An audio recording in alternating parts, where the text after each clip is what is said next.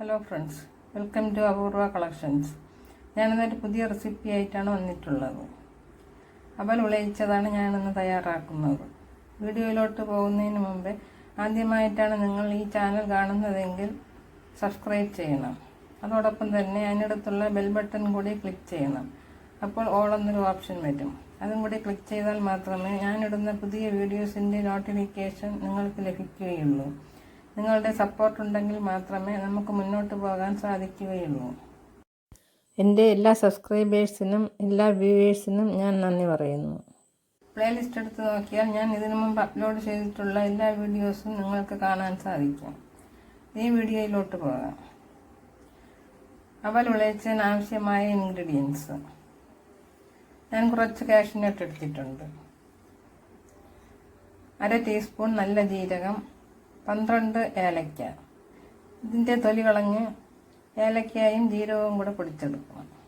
നെയ്യ്, 300 ഗ്രാം ശർക്കര എടുത്തിട്ടുണ്ട്. ഇതിന് 1/4 ഗ്ലാസ് വെള്ളം ഒഴിച്ച് ഉരുക്കി അരിച്ചെടുക്കണം. ഒരു ചെറിയ തേങ്ങയുടെ 1 മുറി തേങ്ങ എടുത്തിട്ടുണ്ട്. ഞാൻ ചെറുപയറാണ് എടുത്തിട്ടുള്ളത്. നിങ്ങൾക്ക് പൊട്ടുകടല ഉണ്ടെങ്കിൽ അതെടുക്കാം. 1 ടേബിൾ സ്പൂൺ ചെറുപയർ പരിപ്പ് എടുത്തിട്ടുണ്ട്.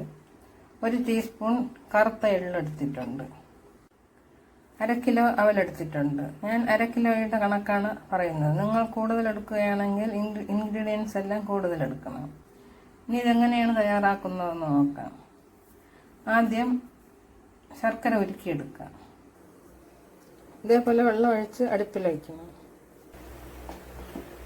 ശർക്കരയിൽ കല്ലും അഴുക്കും എല്ലാം കാണും. അത് കളയുന്നതിന് വേണ്ടിയാണ് ഉരുക്കിയെടുക്കുന്നത്.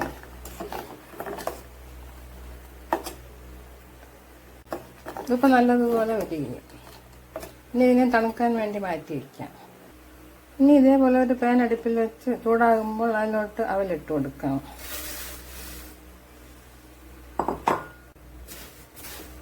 ഇനി ഇതിനെ 3-4 മിനിറ്റ് ഇതേപോലെ ഇളക്കണം. അപ്പോൾ ഇതിൻ്റെ കളർ മാറും. അപ്പോൾ തീ ഓഫ് ചെയ്യാം. ഇപ്പോൾ ഇതിൻ്റെ കളർ മാറി തുടങ്ങി.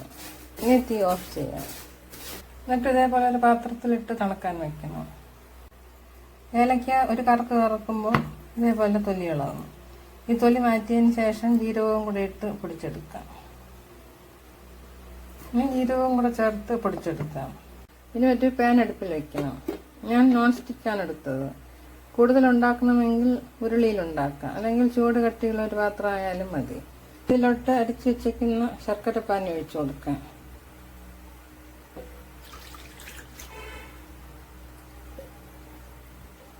ഇനി ഇതിലോട്ട് തേങ്ങ ചേർത്ത് കൊടുക്കാം.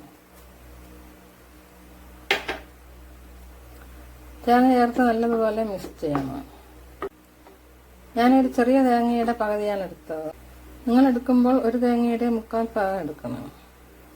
ഇനി ഇത് ഇളക്കിക്കൊണ്ടേയിരിക്കണം. ഇപ്പോൾ കുറച്ച് കുറുകി തുടങ്ങി. ഇതിപ്പോൾ കുറുകി തിക്കാവാൻ തുടങ്ങി. ഇനി ഇതിലോട്ട് ഏലക്കാപ്പൊടി ചേർക്കാം. ഏലക്കാപ്പൊടിയും ജീരകവും പൊടിച്ചതും കൂടെ. ഇപ്പോൾ ഏലക്കാപ്പൊടി ചേർത്തിട്ട് 2-3 മിനിറ്റായി. ഇനി ഇതിനെ മാറ്റി തണുക്കാൻ വയ്ക്കാം. ഇനി ഇതിലോട്ട് 1 സ്പൂൺ നെയ്യ് ഒഴിക്കാം.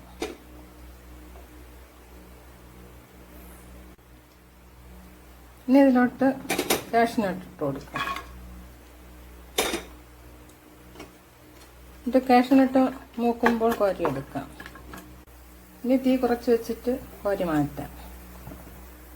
ഇനി ഇതിലോട്ട് ചെറുപയർ പരിപ്പിടാം. ഇത് വറുത്ത് കൊള്ളുന്ന പയറാണ്, അതുകൊണ്ട് ഇത് എളുപ്പം നോക്കും. കടയിൽ നിന്നും വാങ്ങുന്ന ചെറുപയർ പരിപ്പായാലും മതി. പൊട്ടുകടലില്ലാത്തതുകൊണ്ടാണ് ഞാൻ ചെറുപയർ പരിപ്പ് എടുത്തത്.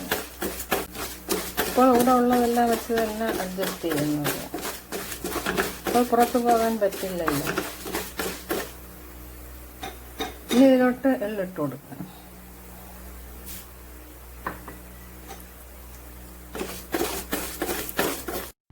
ഇപ്പോൾ ഇത് നല്ലതുപോലെ മൂത്തിട്ടുണ്ട്. ഇനി തീ ഓഫ് ചെയ്യാം. ഇനി ഇതിനെയും തണുക്കാൻ മാറ്റി വയ്ക്കാം. ഇപ്പോൾ ഇത് നല്ലതുപോലെ തണുത്തു. ഇനി അവൽ ഇതിലോട്ടിട്ട് മിക്സ് ചെയ്തെടുക്കണം. അത് 2-3 പ്രാവശ്യമായിട്ടിടാം.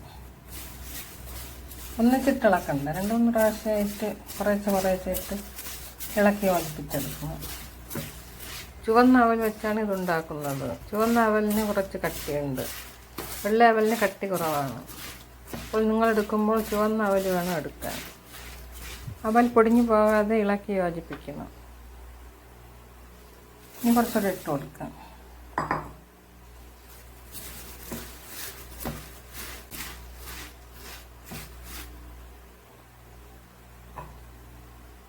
ഇനി ബാക്കിയും കൂടെ ചേർക്കാം.